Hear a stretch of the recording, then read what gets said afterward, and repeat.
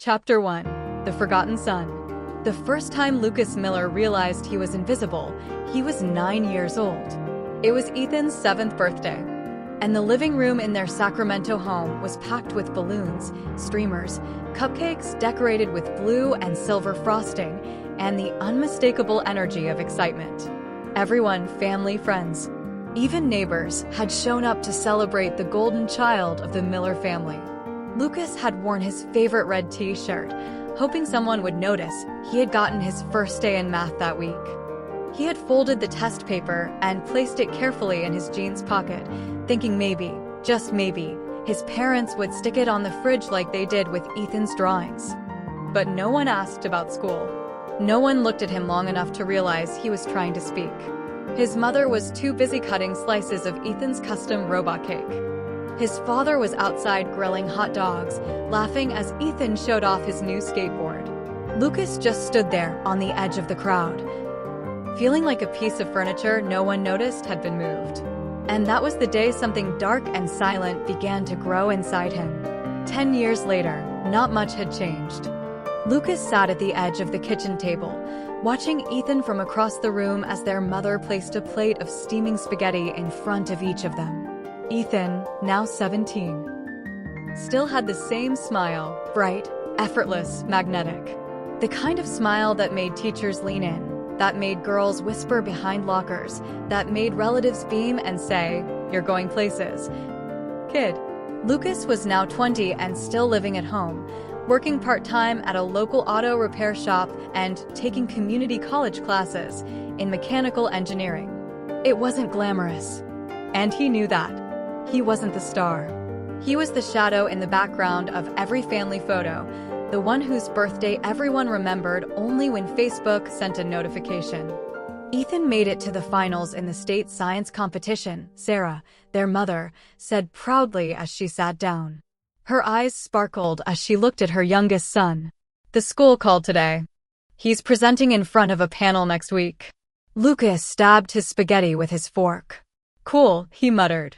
"He's so talented," Daniel added, lifting his glass of water. "Your mom and I are really proud of you, Ethan." Lucas didn't look up. He didn't need to. He could feel the applause in the air. That invisible curtain that always seemed to rise when Ethan entered a room. Later that evening, Lucas retreated to the garage, his sanctuary. He hunched over an old motorcycle engine he'd been fixing, letting the grease seep into his skin like armor.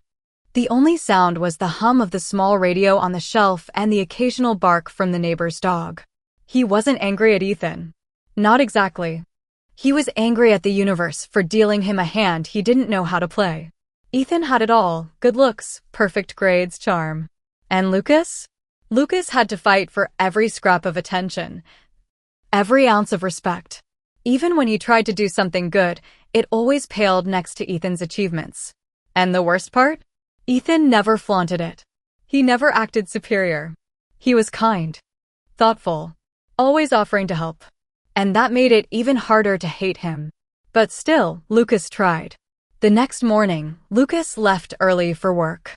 He tightened the straps on his boots and swung his backpack over his shoulder, ignoring the warm scent of pancakes drifting from the kitchen. Ethan was already at the counter, drizzling syrup over a stack of waffles. "Hey," he said, smiling. "You want some? I made extra." Lucas grabbed a granola bar from the drawer. "Nah, gotta go." "You sure?" "I can pack some." "I said I'm good." The silence that followed was thick. Ethan looked like he wanted to say something more, but Lucas was already halfway out the door. At the auto shop, the hours bled together in a rhythm of grease, tools, and tired engines. Lucas liked the work. It was honest. Machines didn't smile at you just to make you feel small. They either worked, or they didn't. And if they didn't, he could fix them. Unlike himself. During lunch break, Lucas sat outside on the curb, chewing on a sandwich when his phone buzzed. "Mom, did you hear about the showcase at Lincoln High next Friday? Ethan's presenting. Whole family should come." Lucas didn't reply.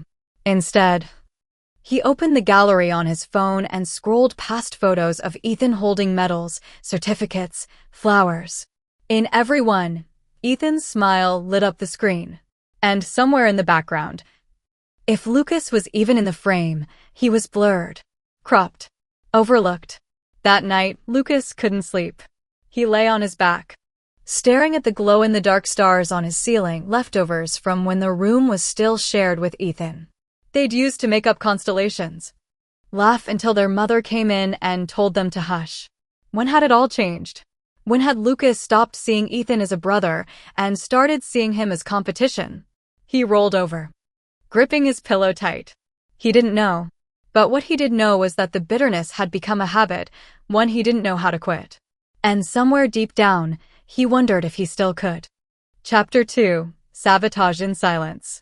It was raining the day of the Regional Science Fair showcase. The kind of soft.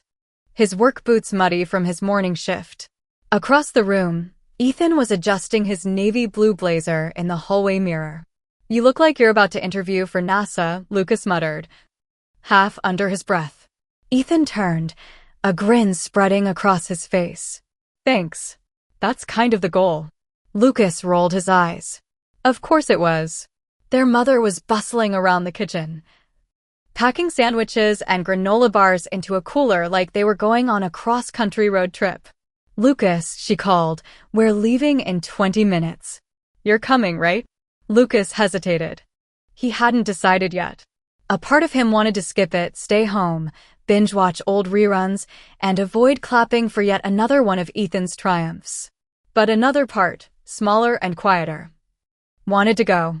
Maybe not to support Ethan, but to see for himself whether the pedestal his brother stood on was really that high or just a trick of the family spotlight. "Yeah," he said finally, finishing his coffee. "I'll come." Ethan's eyes lit up. "Awesome. You'll get to see the prototype I've been working on. I even added that torque stabilizer we talked about last month." Lucas blinked. "We talked?" He couldn't remember. Maybe Ethan had mentioned it. Maybe Lucas had grunted in response while elbow-deep in an engine. But that smile, so genuinely excited to share something with his older brother, hit Lucas like a rock to the chest. He looked away. The auditorium at Lincoln High School was packed. Parents, judges, local news cameras. It was a bigger event than Lucas had expected. Posters lined the walls with the names of student finalists. And right at the center, under a banner that read Future of Innovation Showcase, was Ethan Miller's name in bold font. Lucas felt his stomach knot. They walked together toward Ethan's assigned table, where his small mechanical arm prototype sat neatly on a rotating display. It was sleek, surprisingly complex for a high school student's project. Lucas recognized the servo motors, the 3D printed joints, the neural input sensor. It was good. Damn good. "You really built this?" Lucas asked before he could stop himself. Ethan turned to him, a little sheepishly. "Yeah. Took me 3 months. You remember that old robotics kit in the garage? I used some of your spare parts. Hope that's okay." Lucas didn't respond. He just nodded slowly. He remembered that kit. He'd saved for it all summer 2 years ago, when he still thought he might go into robotics. Before life and tuition got in the way. People began crowding around. Judges with clipboards. Classmates in awe. Even a few girls Lucas had never seen before. All looking at Ethan like he was the second coming of Elon Musk. And then it happened. Lucas saw it, a tiny loose wire, barely noticeable, snaking out from the back of the battery housing. Ethan hadn't clipped it properly. Maybe in his rush to finish setup, he hadn't double-checked. Lucas leaned in closer. If that wire stayed where it was, it could short the circuit. Maybe during the live demonstration. Maybe not. But the risk was there. And in that moment, Lucas froze. This was it. One small flick of his finger just pushed that wire a little more out of place, and Ethan's big moment would fall apart. No trophy. No applause. No spotlight. Just for once, Lucas would get to watch his golden brother stumble. And maybe, just maybe, someone would look at him instead. His hand moved almost automatically. But just before he touched the wire, Ethan turned to him with the most unguarded, hopeful look. "Lucas," he said, lowering his voice, "I'm really glad you're here. I know I've probably annoyed you with all this stuff over the years. but you showing up today means a lot to me." Lucas's hand hovered in the air. He felt like he'd been punched. Ethan wasn't smug. He wasn't bragging. He wasn't even aware of how close Lucas was to sabotaging him. He was just being Ethan. Kind, naive, grateful. Lucas quickly pulled his hand back. He tucked the loose wire gently into place and tightened the battery cover. "Don't forget to double-check this panel," he muttered. "One spark and your circuit's toast." Ethan blinked, then smiled wider. "Thanks, man. I totally missed that." Lucas stepped away and swallowed hard. He hated how relief washed over him, relief that he hadn't gone through with it. But more than that, he hated how close he'd come. The showcase went flawlessly. Ethan's robotic arm responded perfectly to his neural glove input, impressing the judges and drawing applause from the crowd. He even got interviewed by the local news. Their mom was glowing. Their dad had tears in his eyes. And Lucas? He stood at the back of the auditorium, hands in his pockets, watching it all unfold. No one clapped for him. No one knew what he'd done or what he hadn't done. But for the first time, Lucas didn't need them to know. Because deep down, he knew something had shifted. Not fully, not permanently, but enough. Enough to plant a seed of change, even if no one saw it. Chapter 3: The Girl with the Lavender Scarf. Lucas had always known that Ethan had a following, girls who sent him notes, who giggled when he walked past, who scribbled his name on the corners of their notebooks like a pop star crush. But nothing ever bothered Lucas quite as much as her. Her name was Isabella. She was a senior at Lincoln High, just like Ethan, and volunteered on weekends at the same children's hospital as he did. She wore glasses that always slid slightly down her nose, tucked her dark hair behind one ear when she was thinking, and carried a sketchbook covered in pastel stickers. Lucas met her once, accidentally, when he went to pick Ethan up from the hospital's volunteer office. She was sitting on a bench outside, her lavender scarf fluttering slightly in the breeze. She smiled up at Lucas, mistaking him for Ethan for a second. And even when she realized her error, she didn't recoil. She didn't look awkward. She just laughed softly and said, "You must be his brother. You kind of have the same eyes." Lucas hadn't smiled back. But he remembered the way her voice sounded, soft and clear.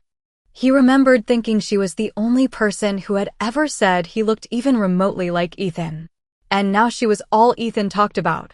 "She's amazing, dude," Ethan gushed one evening at dinner. "We're working on this mural together for the pediatric wing. She draws the outlines, I paint. It's like effortless, you know?" Lucas stabbed at his mashed potatoes. Sarah, their mother, beamed. "Sounds like you two really hit it off. Is she your girlfriend?" Ethan laughed, a little shyly. "Not yet. I don't even know if she thinks of me that way." Lucas bit his tongue. He wanted to say something biting, something cruel, but he stayed silent.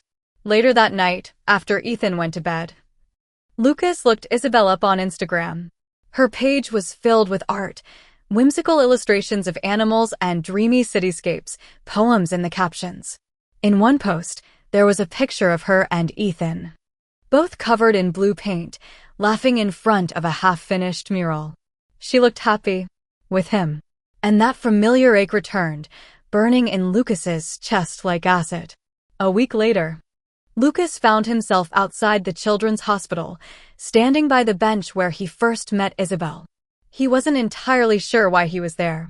He told himself he was just running errands, just passing by. But when he saw her step outside with her tote bag slung over one shoulder and her scarf wrapped around her neck like a ribbon of spring, his breath caught. She didn't see him at first. He stepped forward. "Isabella?" She turned, surprised. "Oh, Lucas, right?" He nodded. She smiled. "Ethan's not working today. He had a physics review session." Lucas hesitated. "I know. I just was around." She tucked a loose strand of hair behind her ear. "Do you volunteer too?" Lucas shook his head. "No, I'm not really the volunteer type." There was a pause. She looked at him more closely. "You okay?" Lucas almost laughed. "Why wouldn't I be? You seem like you're carrying something heavy." He looked away. People always think Ethan is the good one, the kind one, the smart one. And they're right. He is. But sometimes, I wonder what's left for the rest of us. Isabel's expression softened. I don't think kindness is a limited resource, she said quietly. And I don't think Ethan thinks that way either. You don't have to compete with him. Lucas looked at her. Really looked at her. She meant it. There was no condescension, no pity. Just honesty. Maybe, he said. But it doesn't feel that way when he's the one everyone remembers. Isabel tilted her head. I remember you. Those 3 words landed like a thunderclap. Lucas blinked. Why? You looked sad the first time I met you. But not in a cruel way. In a way that made me wonder if anyone ever asked what you needed. No one had ever said that to him. Not even once in his 20 years of life. I should go, he muttered suddenly, backing away. Sorry. I didn't mean to. She smiled. It's okay. Lucas, if you ever want to talk, I'm here. Really? He nodded stiffly and walked away. But something inside him stirred. It wasn't quite hope. But it was no longer bitterness either. That night, Lucas couldn't sleep again. He lay awake, listening to the faint buzz of the refrigerator and the occasional creak of the house settling.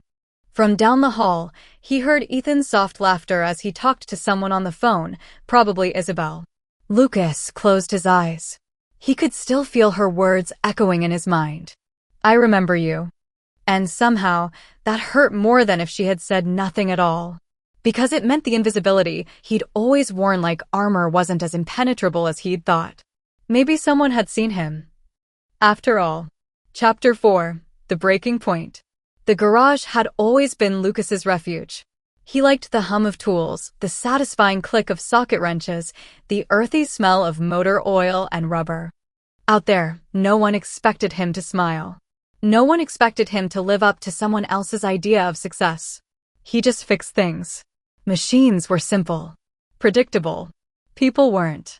Especially not people like Ethan. Lucas was bent over the hood of an old Ford truck when he heard the squeal of bike tires skidding on the driveway. He knew that sound. It was Ethan's mountain bike. The one he used to ride to school and back. He kept his eyes on the engine, wiping his hands on a rag. He wasn't in the mood for small talk. The garage door creaked open. Hey, Ethan said, stepping inside. His hair was a little damp from the drizzle outside. I stopped by Cafe Juniper on the way home. Brought you a cinnamon roll. Your favorite, right? Lucas didn't look up. You didn't have to. I know. Ethan placed the paper bag on the workbench. But I wanted to. Silence. Lucas kept his back turned, his fingers tightening a bolt that didn't really need tightening. Ethan hesitated before speaking again. So, Isabel said she ran into you the other day. Outside the hospital. Lucas stiffened. She said you seemed thoughtful. Lucas let out a low breath. Is she reporting back to you now? Ethan blinked. No, man. She said she enjoyed talking to you. Lucas dropped the wrench with a loud clang. You know what, Ethan, he said. Voice low but sharp. Not everything in this world has to revolve around you. Not every conversation needs to come back to you. Ethan frowned, confused. I didn't mean. You never mean anything. Do you? Lucas turned, face flushed with years of pent-up frustration. You just exist, and everyone bends around you like you're the sun. I have to earn everything, every bit of attention. Every compliment, and you just walk into a room and they start clapping. Ethan stepped back, visibly startled. Lucas, where is this coming from? Where has it not come from? Lucas snapped. You know how many times Mom forgot my birthday until Facebook reminded her? You know how many awards I've gotten that no one framed? But your every science fair ribbon is in the hallway like it's the freaking Smithsonian. Ethan opened his mouth to speak, but no words came. And Isabel? Lucas laughed bitterly. Don't pretend like you don't know how I felt when I saw you too. You always get the best of everything. Even the people I barely get to know. You never told me you liked her, Ethan said, finally finding his voice. Because it wouldn't have mattered. She'd still choose you. A painful pause filled the space between them. It wasn't just a moment, it was a fracture that had been growing for years, finally splitting the ground beneath their feet. Ethan looked down. I never asked to be compared to you. I never wanted that.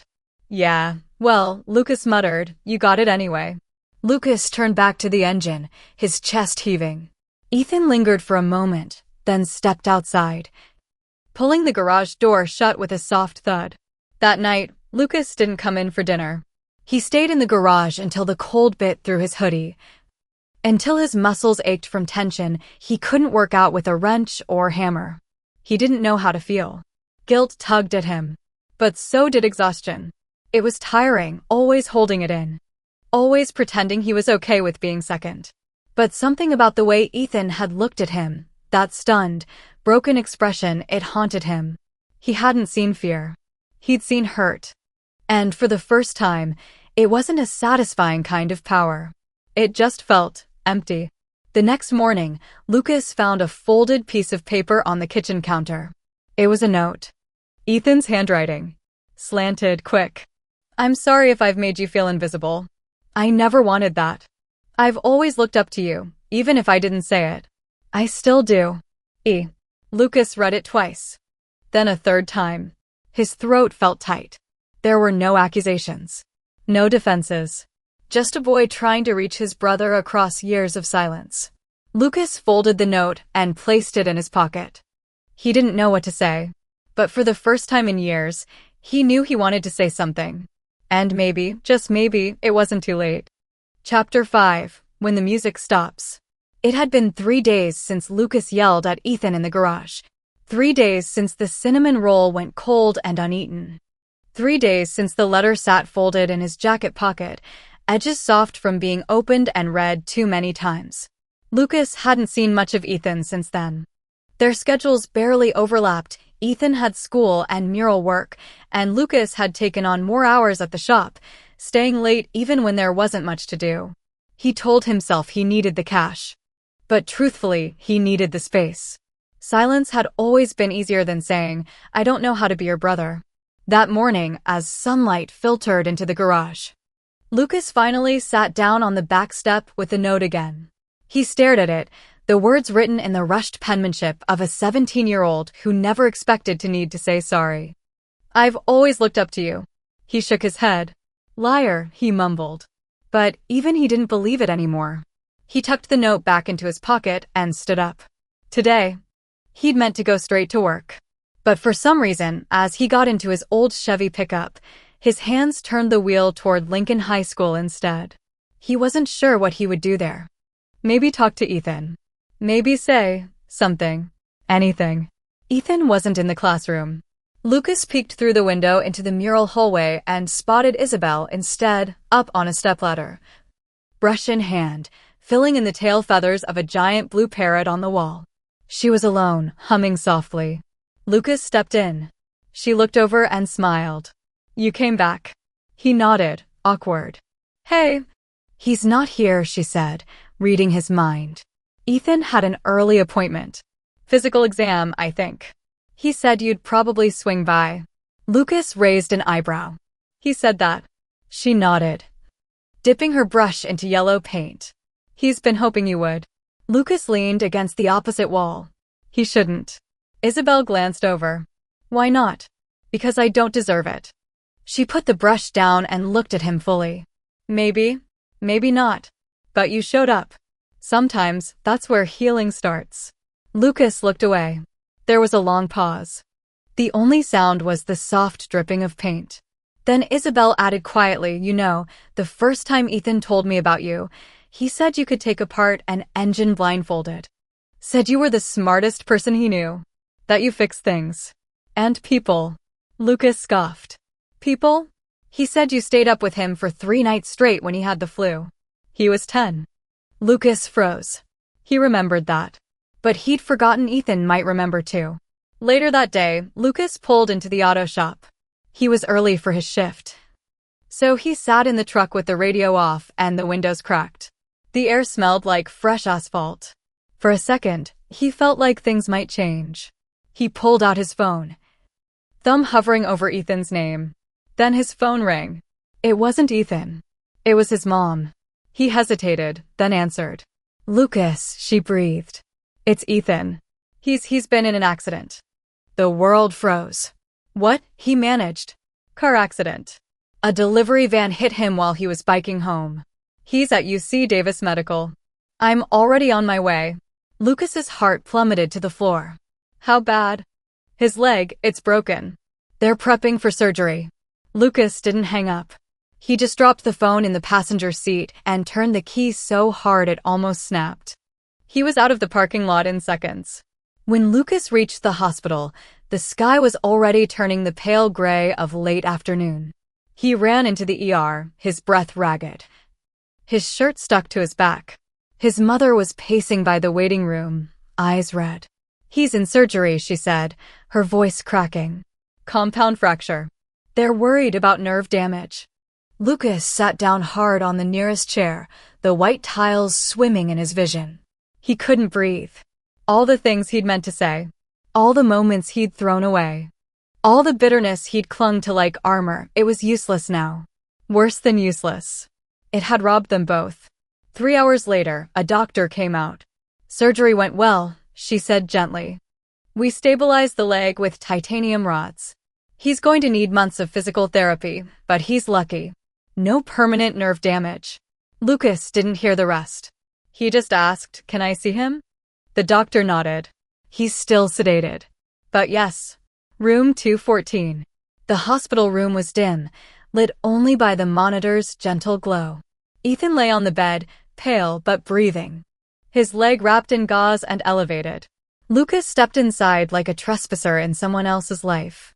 He sat in the chair beside the bed and stared. Ethan's face was slack. His lips parted slightly. He looked younger somehow, like the little boy Lucas used to tuck in before their parents came home late from work. I should have been a better brother, Lucas whispered. The machine beeped steadily in response. I let my jealousy turn me into someone you didn't deserve. His hands trembled as he reached for Ethan's. I'm sorry, he whispered. I'm here now. I won't leave this time.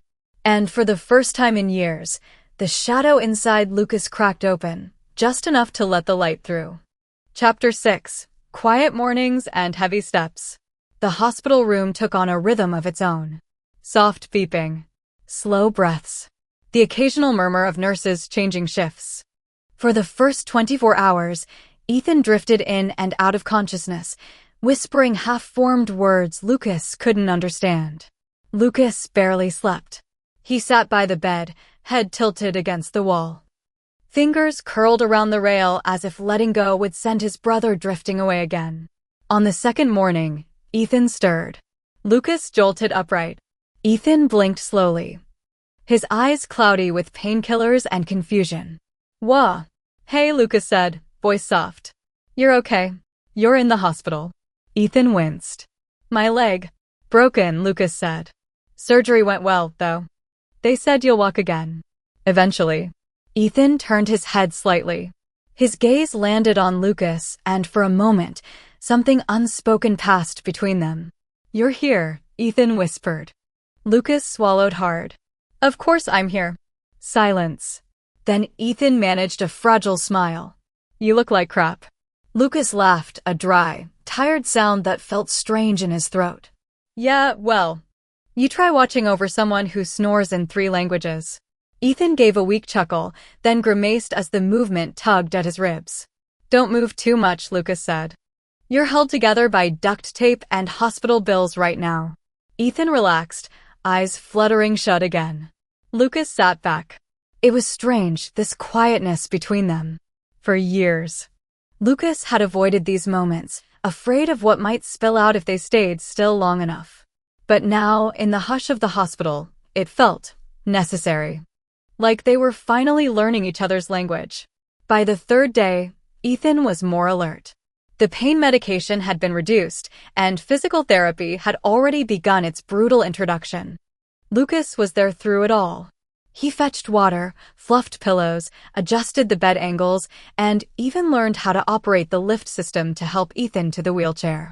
He became a steady presence, silent, dependable, without complaint. The nurses started recognizing him. You're here again, one asked kindly as she changed Ethan's for. Lucas shrugged. He hates hospital food. I brought him a breakfast burrito. The nurse smiled. You're a good brother. Lucas didn't know how to respond to that. He still wasn't sure he was. That afternoon, Lucas sat by the bed, scrolling through articles on post-surgery recovery timelines. He'd even bookmarked some YouTube channels run by physical therapists. Ethan stirred beside him. You don't have to do all this. Lucas looked up. Yeah, I do. Ethan's brows furrowed. Why? Lucas set his phone down. Because I spent years hating you for things you never asked for. Because I thought, if I stayed angry long enough, it would make me matter more. Ethan didn't say anything. Lucas looked at him fully now. I wanted to be seen. Not just by Mom and Dad. By the world. I thought maybe if you stumbled, people would finally look at me. A pause. I almost sabotaged your science fair project. Ethan's eyes widened slightly. I didn't, Lucas added quickly. But I wanted to. Ethan studied him. You didn't have to do that. You could have just told me. Lucas laughed bitterly. Told you what?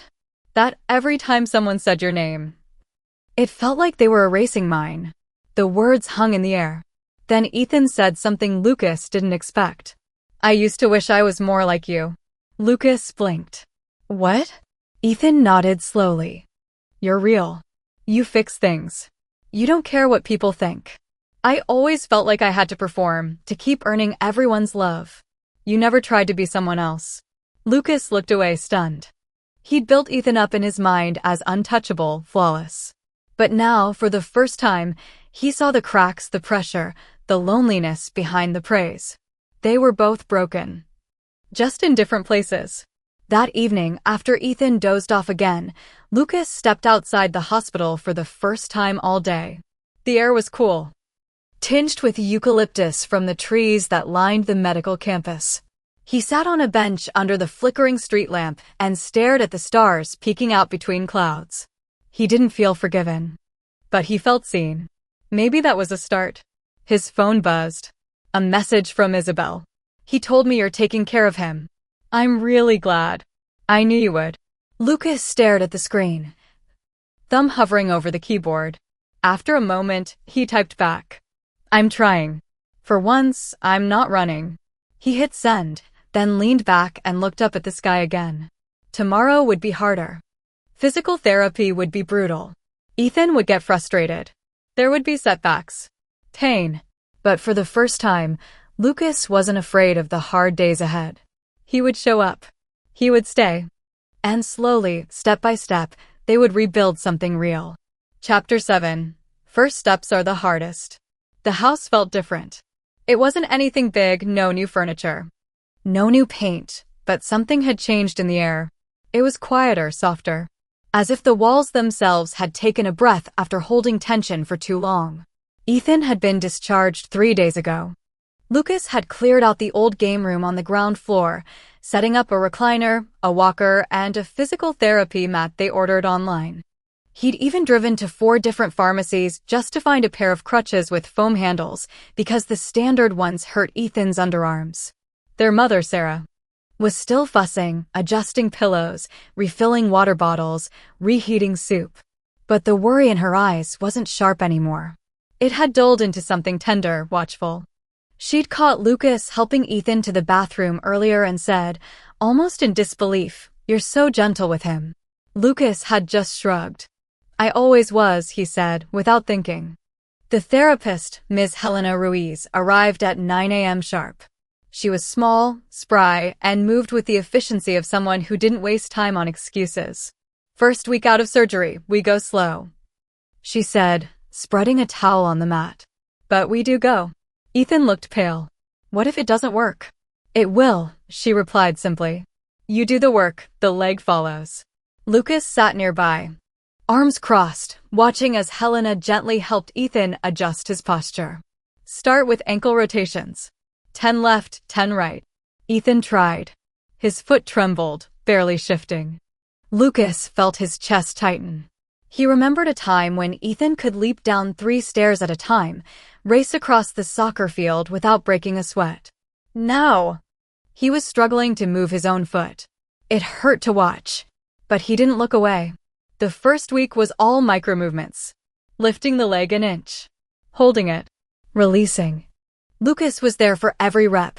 He counted aloud when Ethan lost track.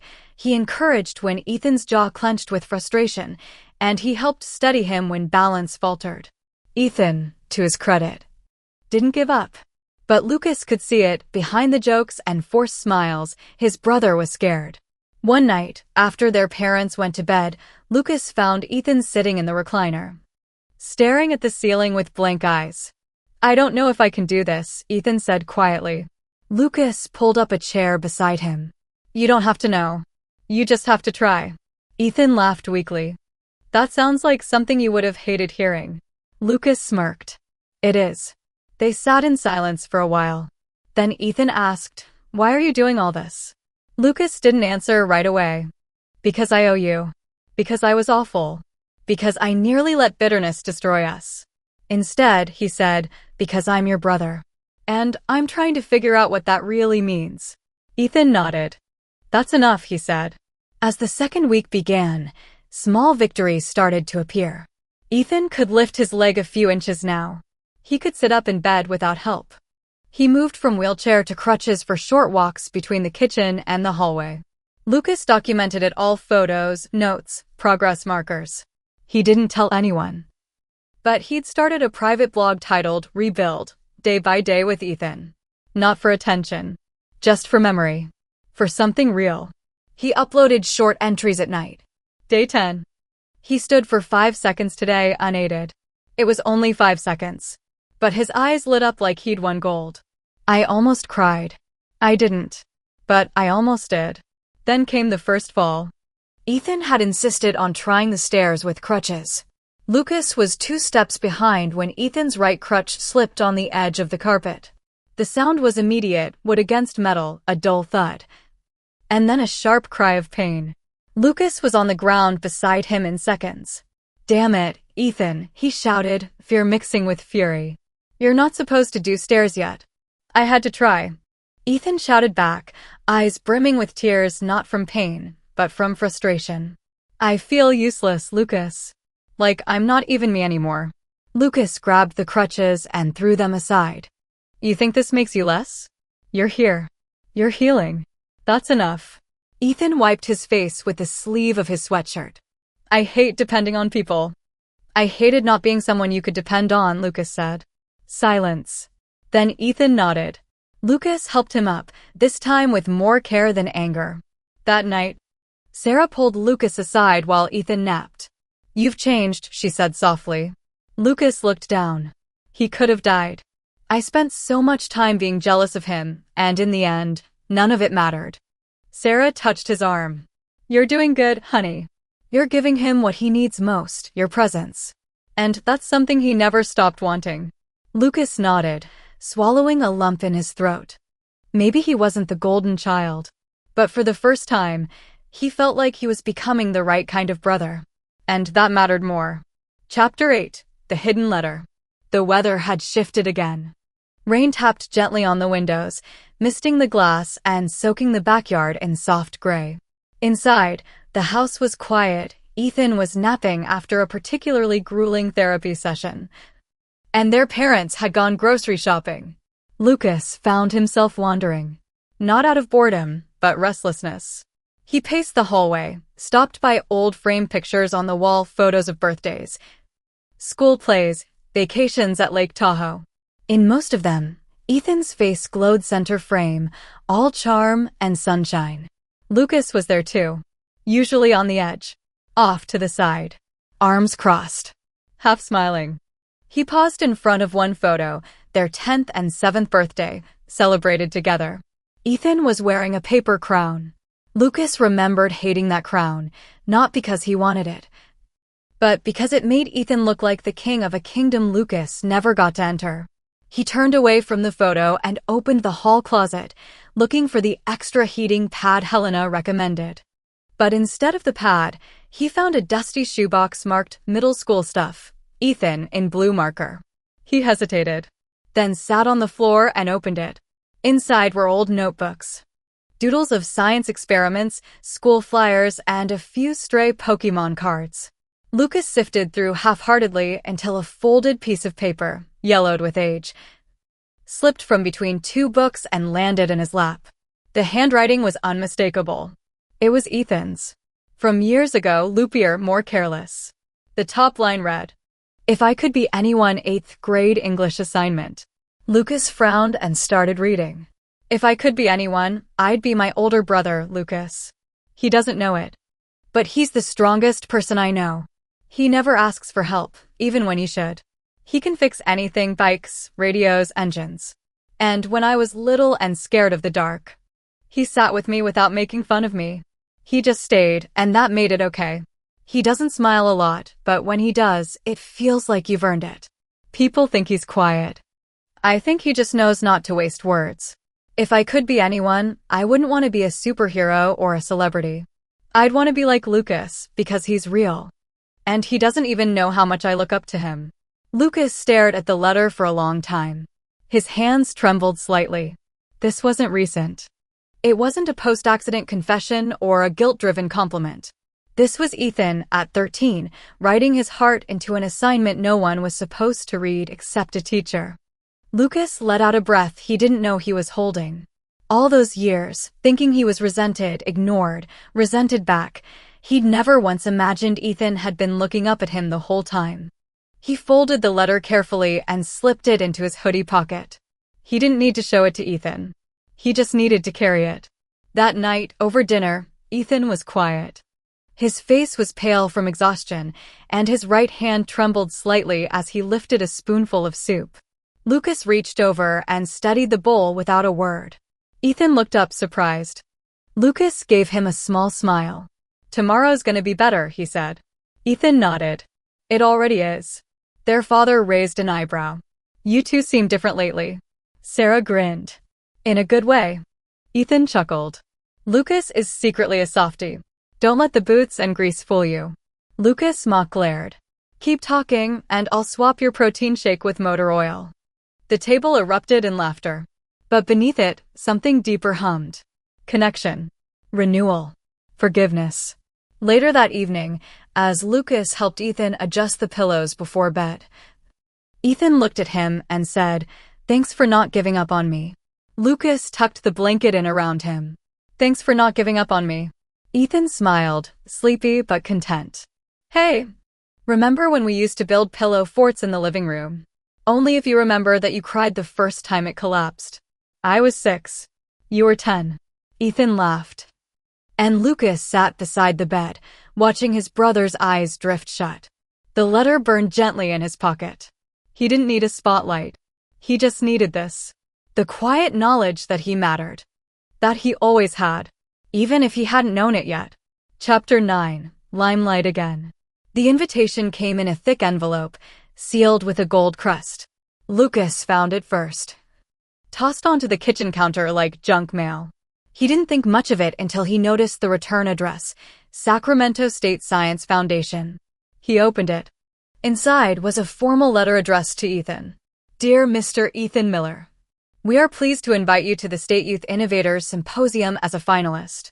We understand you've recently experienced an injury and want to assure you will accommodate your needs fully. If you're able to attend, we would be honored to have you present your work.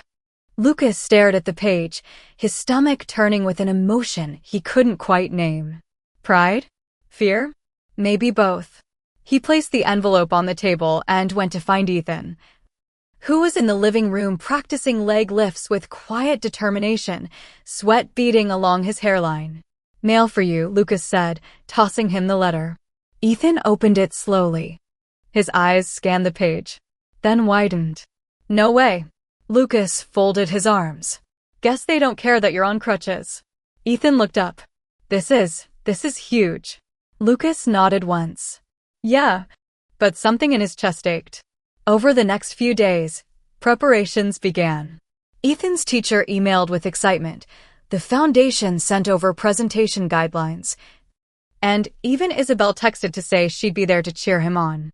Ethan's face glowed again. That same light Lucas had seen 1,000 times. But this time, it didn't burn to watch. It stung, yes. A quiet, dull ache. But not like before. It was like watching someone return home after a storm. You gonna wear a suit? Lucas asked one evening while they reviewed Ethan's prototype updates on his laptop. Maybe, Ethan said, if I can convince Mom not to make me wear the one from 8th grade graduation. Lucas smirked. Burn that thing. You looked like a penguin with a bow tie. Ethan chuckled. You came to that ceremony, right? Lucas hesitated. I did. But I left early. Couldn't take the crowd. Ethan nodded, understanding. Thanks for coming anyway. The morning of the symposium arrived cold and clear. Ethan wore a navy blazer, black jeans, and a deep green shirt that Isabella had apparently chosen. Lucas drove them to the venue in his old truck, carefully loading Ethan's wheelchair into the back. They arrived at the downtown convention center just after 9 a.m. Lucas helped Ethan into the wheelchair and pushed him toward the check-in tables. Cameras flashed. Volunteers bustled. Other students in crisp blazers carried trifold boards and laptops. Parents hovered nervously nearby. For a moment, Lucas wanted to turn around and drive home.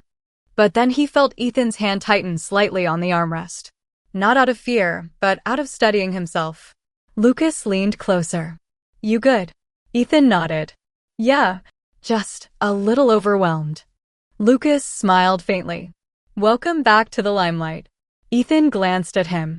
This time I know I'm not in it alone. The presentation was scheduled for 11:15. As the time drew near, Ethan grew quieter. He reviewed his slides, double-checked the demonstration gear, and wiped his palms on his pants more times than Lucas could count. Lucas stayed by his side. You need water? He asked. No, Ethan replied.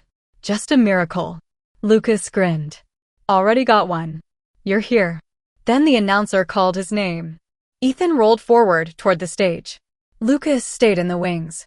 Arms crossed, every muscle in his body tensed like a spring. Ethan's voice began a little shaky, but it steadied quickly. He talked about neural impulse mapping, adaptive motion control, and the applications of his prosthetic design for children with limb differences. Lucas watched, mesmerized. Not just by the presentation, but by who Ethan had become. Stronger, wiser, more grounded. And part of that, Lucas realized, was because of him. Not in spite of him. When Ethan returned backstage after a round of applause, Lucas helped him down the ramp. You killed it, he said, handing him a water bottle. Ethan took it, cheeks flushed. I think I blacked out halfway through. Lucas shook his head. Nah, you were solid. Confident. Like you'd been doing it forever. Ethan looked at him. I had a good coach. Lucas smirked. I'm more like a mechanic than a coach. But I'll take it. They stood in silence for a moment. The energy of the crowd still buzzing behind them. Then Ethan said, Thanks for letting me shine again, without trying to dim yourself. Lucas didn't respond right away. Instead, he looked toward the stage, then back at his brother. I'm starting to see, he said slowly, that light doesn't run out just because someone else has some. Maybe there's enough for both of us. Ethan smiled. There always was. Lucas nodded. And for the first time in his life, he believed it. Chapter 10. A Name in the Crowd. 2 days after the symposium, Ethan's name was trending, at least locally. The Sacramento Gazette ran a full article titled Inspiration on Wheels, Teen Inventor Overcomes Injury to Wow State Symposium. It featured a full-page photo of Ethan mid-presentation, his wheelchair partially visible beneath the edge of the table, and a pull quote in bold. Even with one leg healing, this young man is still miles ahead. The article had been shared across Facebook. The school's newsletter reposted it. Someone even submitted it to a teen science blog, and overnight, Ethan had gone from high school standout to small-town celebrity. Lucas sat at the kitchen counter, sipping his second coffee of the morning, watching the story spread like wildfire on his phone. The comments poured in. What a brave, brilliant kid. Can't believe he's only 17. That's the kind of student every school dreams of. Lucas didn't disagree. But something inside him stirred uncomfortably. The next few days were filled with phone calls. The school wanted to honor Ethan at a spring assembly. A local podcast invited him to talk about the accident and his invention. Someone from a Bay Area startup reached out with a student mentorship opportunity. And through it all, Ethan stayed humble. thoughtful and eager, but Lucas saw the familiar shine come back into his brother's eyes. That glow. That spotlight. Only now, Lucas wasn't angry at it. He just didn't know where he belonged anymore. One evening, after another round of emails and excited chatter from Ethan about mentorship and scholarships, Lucas found himself back in the garage. The old motorcycle sat in pieces where he'd last left it, half-finished wiring, a loose chain, a fuel tank that still needed sanding. Dust had started gathering on the workbench. It felt like a metaphor for his life. Incomplete. Forgotten. He sat on the stool and stared at the wall, where an old poster of a '72 Camaro hung crooked from a bent tack. He thought about the past few weeks. About the way he'd stepped up, driven Ethan, helped him through therapy, carried bags, fixed meals, learned to listen. He'd become the brother he'd never been. But now Ethan was moving forward again, toward the future. And Lucas felt like he was back where he started, static. Alone. Later that night, Ethan knocked gently on the garage door frame. "Can I come in?" Lucas looked up. "You're already here." Ethan walked in with his crutches, slow but steady. "Mom said you skipped dinner." "Wasn't hungry." Ethan didn't push. He just looked around at the scattered tools and half-assembled engine parts. "You haven't worked on this in a while." Lucas shrugged. "Didn't seem important." "It was to you," Ethan said quietly. Lucas set his wrench down. "Yeah, was." Silence. Then Ethan leaned on the workbench, his expression unreadable. "You ever think about going full-time into auto design?" he asked. "You're really good." "Like, actually gifted." Lucas scoffed. "Yeah, well, doesn't get you published in newspapers." Ethan frowned. "I didn't ask for that article." "I know. I'm not trying to make you feel small, Lucas." "I know." Ethan took a breath. "Then what is it?" Lucas looked at his brother, really looked at him. The kid with all the buzz and light and future ahead of him. The one who'd once written a middle school essay wishing to be him. "I don't know what I'm supposed to do now," Lucas admitted. "I spent weeks helping you. That gave me purpose. But you're walking again. Getting back to your life. You're moving on. And you think you're not?" Lucas hesitated. "I just feel left behind." Again. Ethan was quiet for a moment. Then he said something Lucas didn't expect. "Come with me." Lucas blinked. "What?" "I've got that mentorship program starting in 2 months. In San Jose. But they said I could bring a design partner to help with the prototype scaling. It's for adaptive tech, mobility, prosthetics, automotive assistance. Stuff you could build in your sleep." Lucas stared at him. "They're not looking for degrees," Ethan added. "They're looking for people who know how to make things work." Lucas leaned back against the wall. "You really think I could do that?" "I know you can," Ethan said. "I've seen you do it." Lucas looked down at his hands, calloused, stained with grease. The same hands that had rebuilt carburetors, lifted his brother out of hospital beds, learned to hold instead of harm. Maybe they did have a future. He let out a slow breath. "I'll think about it." Ethan grinned. "That's all I'm asking." As he turned to leave, Lucas called out, "Hey!" Ethan turned back. "I'm proud of you."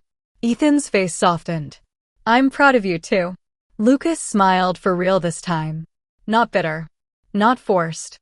Just proud. Of both of them. Together. Chapter 11. A city built on second chances. The drive to San Jose took just under 2 hours, but to Lucas, it felt like crossing into another world. Gone were the sleepy rows of Sacramento houses, the familiarity of oil-stained pavement and corner diners. Here, towering glass buildings caught the morning light like shards of sky. Tesla's outnumbered trucks, and even the coffee shops had names like Sprocket and Bean and Voltage Roastery. Lucas parked his aging Chevy pickup in a compact car lot, earning a few puzzled stares, and stepped out into the buzz of the city. He didn't belong here. Not yet. But maybe soon. Ethan met him outside the Futura Tech Incubator, a sleek glass-paneled building with solar panels and an automated sliding door that opened with a whisper. He was leaning on his crutches, wearing a soft gray hoodie and a wide grin. "You made it," he said, as if he hadn't texted 3 times to confirm. Lucas gave a half smile. Tried turning around at least twice. You didn't, though, Ethan said. That counts for something. Inside. The building was everything Lucas had imagined he didn't deserve. Modern labs, robotic arms neatly aligned in charging ports, students buzzing around with 3D printed models and AR glasses. Ethan led him into a side room, where a mentor named Dr. Jia Lu, a robotics researcher in her 40s, greeted them. You must be Lucas, she said warmly. Ethan tells me you rebuilt a fuel injection system from scratch last year. Lucas blinked. Yeah, kind of. Don't be modest. He said you made it run better than stock specs. Lucas glanced at Ethan, who looked completely unashamed. Dr. Lu handed him a tablet. We're working on adapting lightweight materials for powered knee braces. I'd love to hear your input on torque tolerances. Lucas stared at the screen, fingers hovering. I'm not really. She cut in gently. No one here cares about diplomas as much as they care about thinking differently. Lucas swallowed and slowly began to scroll. And as he read through their schematics, something shifted. He understood it. Not just conceptually, viscerally. He could already see what was missing. Where the weight distribution was off. Where they'd over-engineered when they could simplify. He looked up. You're overloading the actuator mount. You don't need that many points of articulation if you use a curved linkage. Dr. Lu raised an eyebrow. Go on. Lucas leaned in. And for the next 10 minutes, he forgot the awkwardness. Forgot the doubts. He talked with his hands. Sketched on the whiteboard. He watched the lab assistant's jaw drop slightly. When he finally stopped, slightly breathless, he expected silence. Instead, Dr. Lu clapped once, laughing. Hire this man. Ethan grinned like he'd won the lottery. Lucas just blinked. Wait, you're serious? Dr. Lu nodded. We're offering short-term design fellowships to select attendees. If you're willing to come back next month, I'll reserve a spot for you. No forms. No frills. Just you, your hands, and your brain. Lucas didn't answer right away. Because something inside him, something that had never spoken up before, was whispering. You belong here. After the meeting, Lucas and Ethan grabbed lunch at a food truck park across the street. They sat at a picnic table under strings of Edison bulbs, both of them digging into bowls of teriyaki chicken and rice. Lucas was quiet. Ethan didn't push. Eventually, Lucas spoke. I think I forgot what it felt like to be good at something. You never stopped being good, Ethan said. You just stopped letting people see it. Lucas picked at his rice. I spent so long trying to take your light away, I didn't realize I had my own. Ethan smiled. That's the thing about light. It doesn't disappear. It just waits for you to stop hiding from it. Lucas laughed softly. When did you get so wise? Somewhere between crutch lessons and being yelled at by hospital nurses. They sat in comfortable silence for a while, watching the sky turn soft gold above the buildings. Then Lucas asked, You think I'll screw it up? I think you'll surprise even yourself. Lucas looked down at his calloused hands, hands that had only known engines and grease. And for the first time, he saw something else. Potential. That night, back home in Sacramento, Lucas lay in bed and stared at the ceiling. He wasn't afraid anymore. Not of Ethan's success. Not of his own shadow. He pulled out his phone and texted Dr. Lu. I'm in. He didn't wait for a reply. Because for the first time in his life, he wasn't chasing someone else's path. He was building his own. Chapter 12. The Engine and the Echo. The morning after Lucas accepted the fellowship, he found himself back in the garage. But this time, it wasn't to escape anything. It was to build. He pulled the old motorcycle frame forward under the hanging bulb, wiped the layer of dust from the seat, and rolled up his sleeves. There was no crowd, no article, no spotlight waiting for him. Just bolts and wires. And peace. He turned on the radio, some local rock station playing an old Fleetwood Mac track, and got to work. His hands moved like they remembered. Muscle memory kicked in. Clean. Confident. Efficient. He didn't realize how much time had passed until the sun shifted across the workbench and a voice behind him said, You always did work best in silence. Lucas turned. His father, Daniel, stood in the doorway. He was in his weekend clothes, worn jeans, a faded UC Davis hoodie, and that same calm expression he always wore like a uniform. Lucas straightened. "Didn't hear you come in." Daniel stepped closer, nodding toward the engine. "Still running on the twin-cylinder setup?" Lucas gave a short laugh. "Still trying to make it run at all." Daniel crouched beside the bike, inspecting it without touching. "Looks like you're halfway there." Lucas hesitated, then asked quietly, "Did you know Ethan nominated me for that program?" Daniel looked up surprised. "I didn't. But I'm not." Lucas leaned against the wall. "I don't know. I always figured no one expected much from me." Daniel frowned. "Why would you think that?" Lucas swallowed. "Because when people talked about our family, they talked about Ethan. The genius. The leader. The future of engineering. I was just the guy who knew how to fix things." Daniel was silent for a long time. Then he said something Lucas hadn't expected. "When you were 10, you disassembled the lawnmower because the starter wouldn't catch. I came outside ready to yell, and instead found you lining the parts up by type. You fixed it. No help. No manual." Lucas remembered that day. He hadn't thought anyone else did. Daniel stood. "You think we didn't see you, Lucas? But we did. We just didn't know how to tell you." Lucas's throat tightened. Daniel went on. "You've got hands that solve problems, a brain that sees what others miss, and a heart that, whether you know it or not, has held this family together more than once." Lucas looked away, blinking fast. "I spent a lot of years thinking I had to compete with Ethan," he said finally. "But now I just want to grow alongside him. Maybe even ahead in my own way." Daniel smiled, the kind of smile that came slow and stayed long. "You already are." He stepped back toward the door. "Let me know if you want help with the chain alignment later. I'm still decent with a wrench." Lucas smirked. "Only if you bring the good coffee." "Deal." And then, just like that, his father was gone. But something lingered in the garage. Not the smell of oil. Not the echo of footsteps. But the quiet affirmation of something Lucas had long been missing. Validation. Later that evening, Ethan wheeled into the garage, balancing 2 mugs of hot cocoa. He passed one to Lucas, who was now elbow-deep in rewiring the headlight. "So," Ethan said, blowing on the surface of his drink, "I hear you and Dad had a moment." Lucas didn't look up. "He talked to you?" "Nope," Ethan replied. "But he doesn't bring cocoa to just anyone." Lucas chuckled. It wasn't a moment.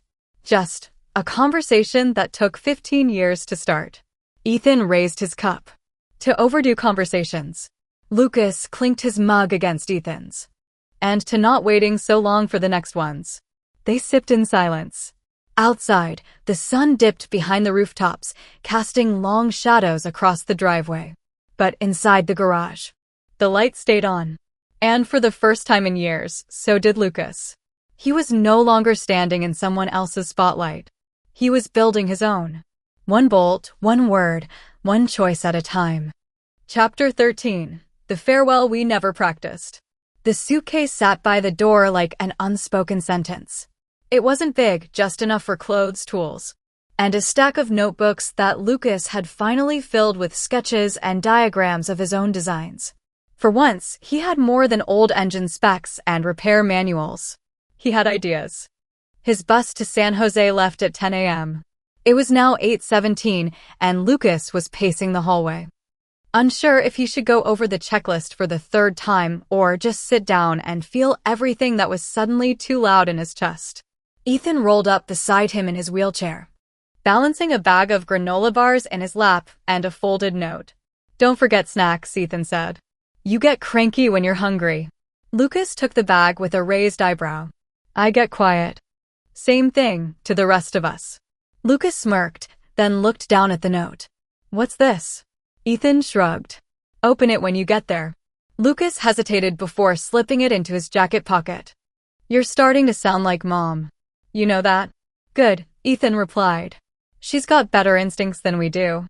They both laughed softly but easily, like brothers who had learned to stop measuring every word. After a moment, Ethan sobered. "You nervous?" Lucas nodded. "Yeah, a little." It's been a long time since I tried to build something for myself. Ethan looked down, turning one of the wheels absently. I used to think I had to lead the way. Be the example. Make you proud.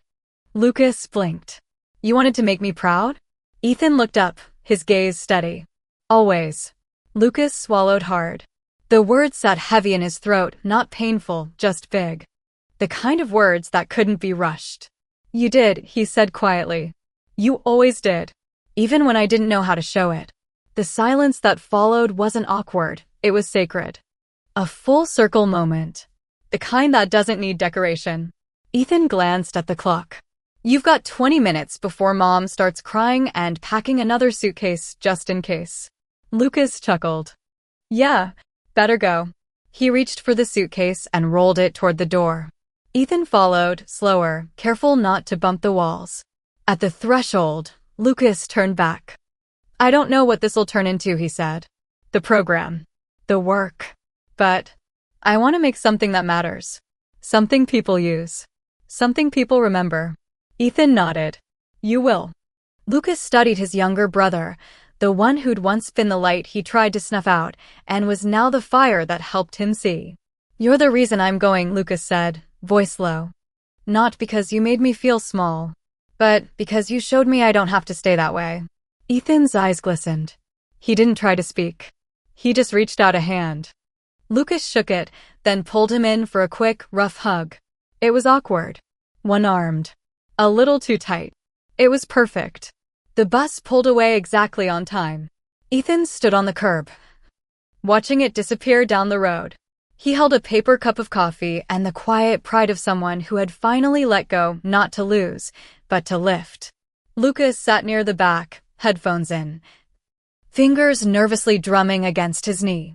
Once the city blurred into trees and overpasses, he pulled the note from his pocket and opened it. It read, Don't try to be me. Don't try to outshine me. Be you. That's who I looked up to from the start. I love you. E. Lucas stared out the window, the words etched into him like engine grooves. No more shadows. No more comparison. Just the open road. And finally, his turn at the wheel. Chapter 14. Miles apart, heart aligned. The San Jose sky was different. Lucas had noticed it on the second morning of the program, sipping bitter black coffee from a vending machine and staring out the fourth-floor window of the Futura Tech Incubator. It wasn't just the color pale blue, streaked with low-hanging clouds, it was the feeling of it. Like it wasn't pressing down. It was inviting him up. He tapped his fingers along the work table's edge as the mentor group gathered. Each participant had brought something, diagrams, sketches, half-built prototypes. Some of the students spoke in high-speed tech lingo. Lucas didn't.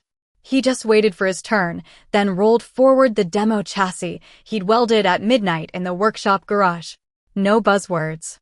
Just clean lines, intentional joints, and a tension system that redistributed weight across the whole brace frame. It was deceptively simple. And quietly brilliant. Dr. Jia Lu walked around the model, nodding slowly. Where did you study mechanical load distribution like this? Lucas scratched the back of his neck. My high school lawnmower. The group chuckled. But Dr. Lu didn't. She looked directly at him. You don't just build. You understand. That's rarer than you think. Lucas had heard praise before.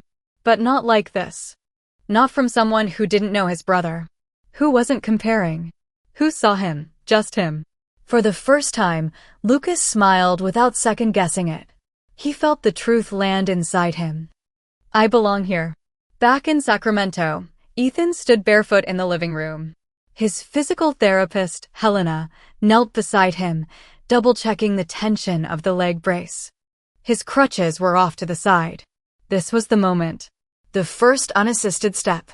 Helena looked up at him. You don't need to be perfect. You just need to try. Ethan nodded. He inhaled deeply, focused his weight, and shifted forward. The first foot landed shakily. The second followed. It wasn't graceful. It wasn't smooth. But it was real. And it was his. Sarah gasped softly from the kitchen, her hands covering her mouth. Daniel whispered irreverent, That's my boy. Ethan smiled, not just from the triumph of the moment, but from the memory of what had brought him here. Lucas, the brother who once refused to clap, is now the reason he could stand. He turned to the side table and picked up his phone. One missed call from Lucas.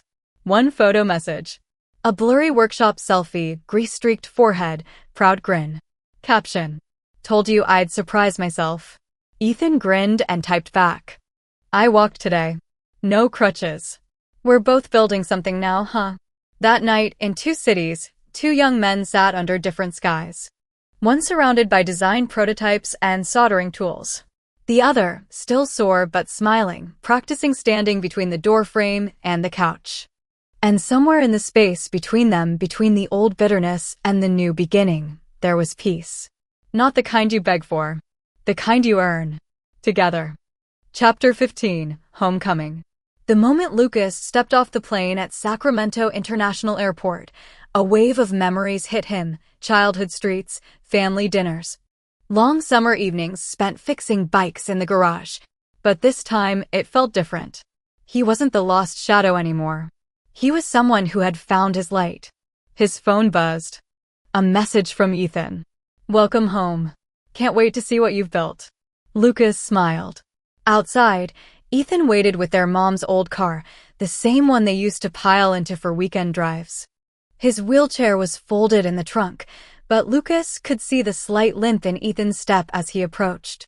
"Look at you," Lucas said, pulling him into a warm hug. "Walking on your own." Ethan grinned, catching his breath. "I told you I'd surprise you." They drove home through familiar neighborhoods, sharing stories, laughing like brothers who'd finally stopped competing and started understanding. At the house, Daniel greeted them at the door with a firm handshake and a rare smile of pride. "Good to have you back, Lucas," he said simply. Inside, Sarah prepared dinner, filling the kitchen with warmth and the smell of fresh herbs. Later, Lucas found himself in the garage, their old refuge. He ran his hands over the workbench, the tools, the engine parts he'd once considered his only friends. But now, standing beside him was Ethan, steady and smiling. "Want to see what I've been working on?" Lucas asked. Ethan nodded eagerly. Together, they pulled out blueprints and prototypes, projects combining Lucas's mechanical skill and Ethan's innovative design. The garage wasn't a shadow anymore. It was a spotlight. And for the first time, they stood side by side in its glow. Chapter 16, Building Bridges. The morning sun filtered through the garage windows, casting long beams of light across the cluttered workbench. Lucas and Ethan stood shoulder to shoulder, blueprints spread out before them, their faces illuminated not just by the warm glow but by the fresh energy of shared purpose. Lucas ran a hand through his hair, a little nervous but excited. "All right, so this is the frame design for the adaptive mobility device.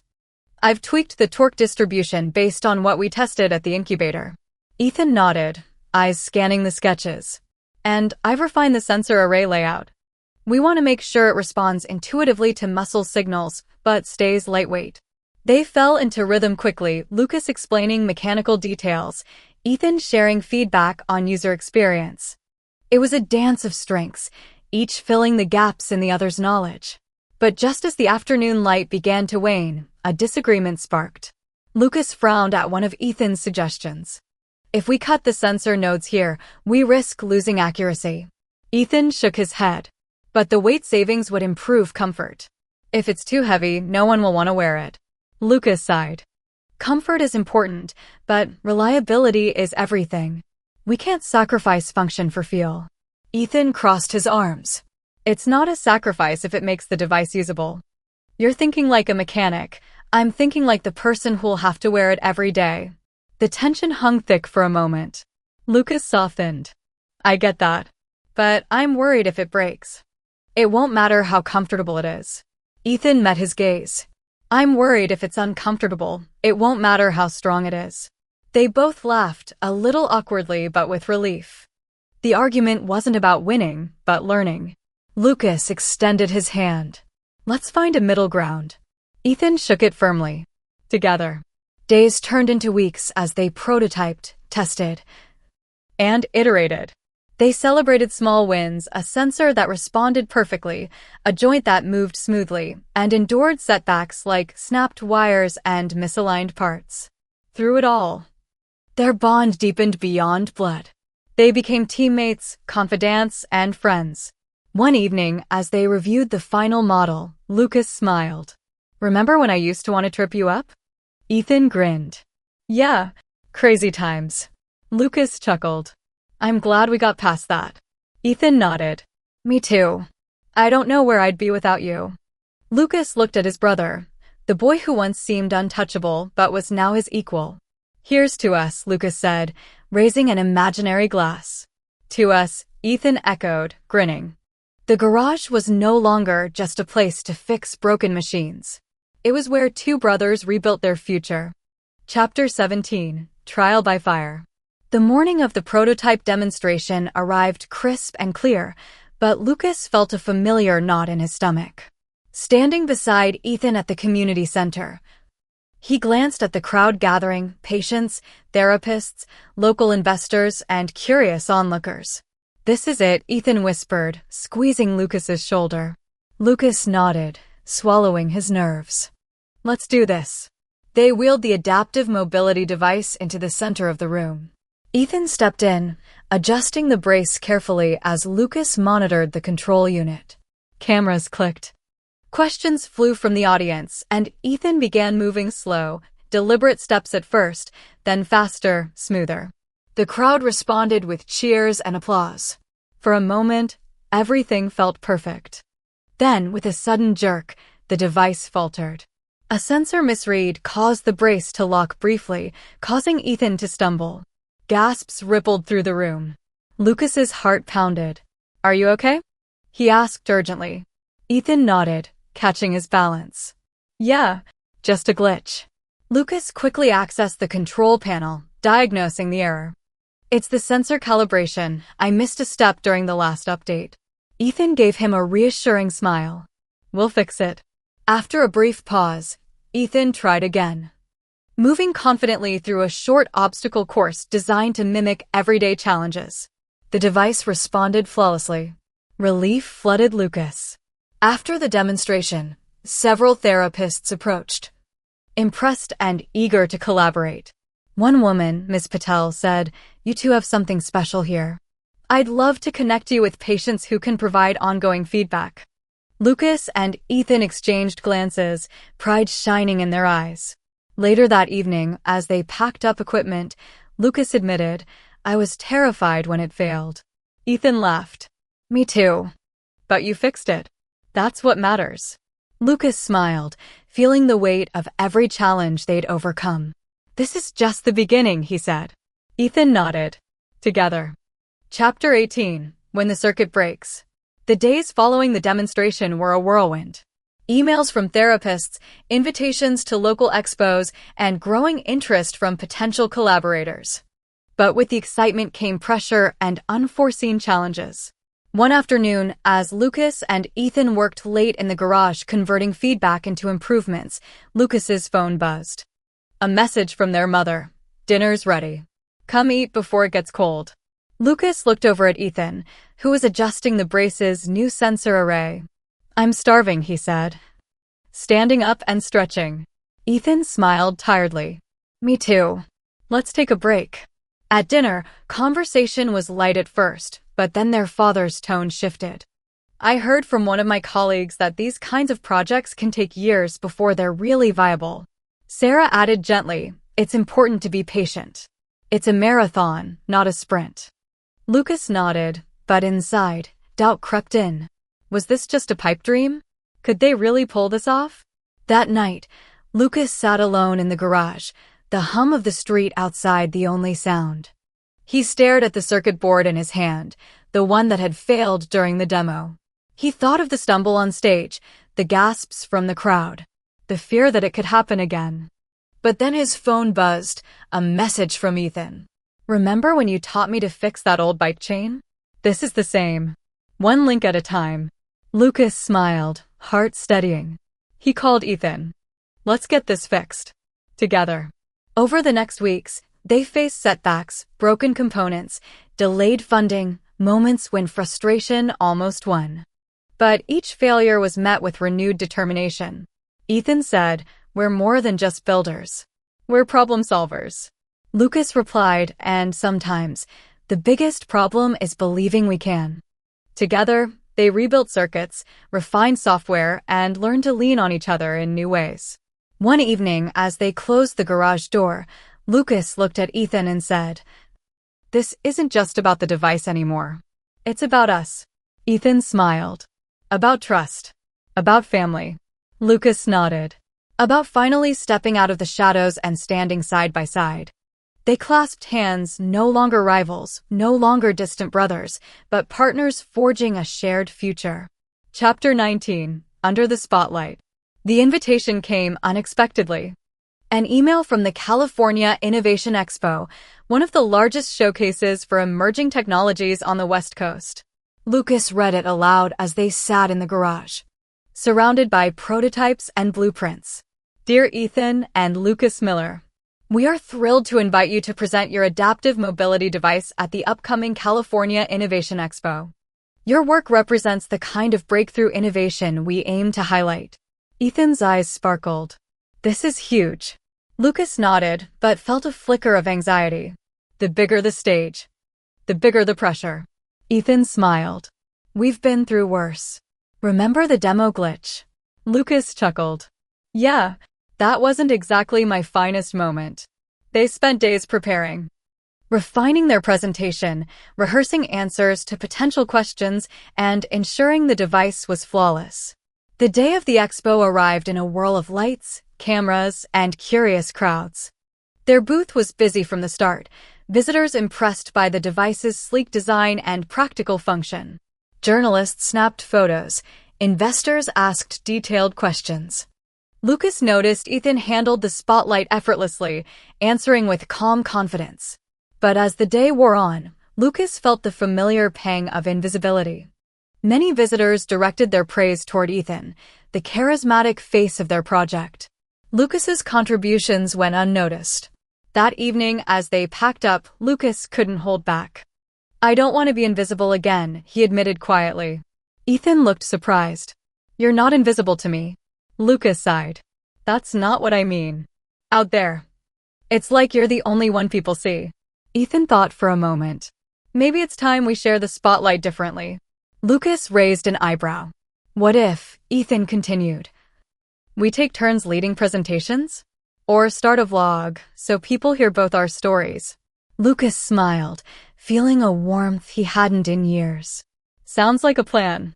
In the days that followed, they launched a joint social media channel, sharing behind-the-scenes footage, engineering tips, and personal stories. The response was immediate and positive. People connected not only with their invention, but with their journey, two brothers overcoming years of rivalry to build something meaningful together.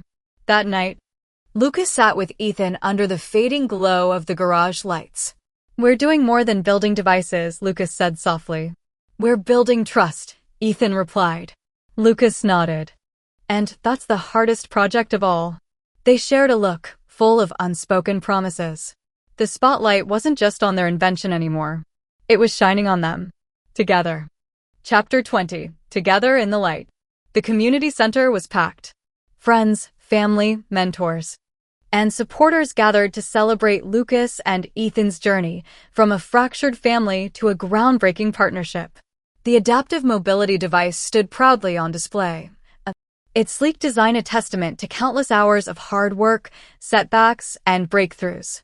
Lucas stood beside Ethan, both wearing matching navy blazers, their smiles genuine and steady. As Ethan took the stage to give the opening speech, Lucas watched the crowd, faces filled with hope and admiration. When it was his turn, Lucas stepped forward. He cleared his throat and began. "I used to believe I lived in someone else's shadow, that no matter how hard I worked, I'd never be seen. But through this journey, I've learned that the light isn't a limited resource. It grows when shared."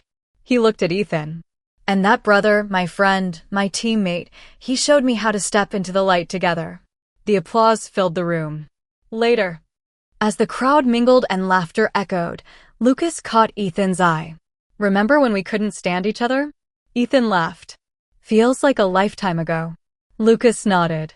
"I'm grateful for that past, though, because without it, I wouldn't know the value of what we have now." Ethan smiled. "Here's to the future." They raised their glasses, no longer rivals, no longer in the shadows. Just two brothers, shining side by side.